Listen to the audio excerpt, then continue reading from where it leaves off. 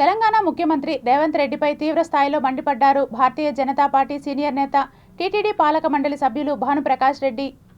తెలంగాణ ముఖ్యమంత్రి రేవంత్ రెడ్డి గారు కోట్లాది మంది హిందువుల మనోభావాలు బాధపడే విధంగా, గాయపడే విధంగా వారు మాట్లాడడం జరిగింది.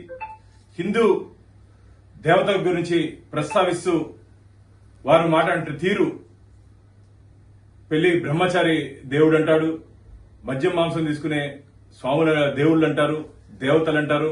నీకు ధైర్యము దమ్ము ఉంటే అల్లా గురించి గాని జీసస్ గురించి మాట్లాడే ధైర్యం నీకుందా?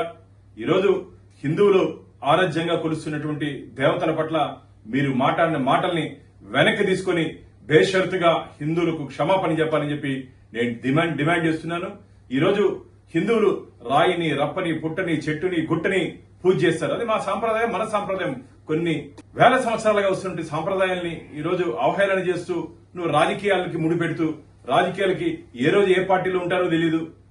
రైల్వే స్టేషన్ లో, బస్ స్టాండ్ లో టైం టేబుల్ మారగా ఈ రోజు ఒక పార్టీలో ఉంటే రేపు ఇంకో పార్టీలో ఉంటారు.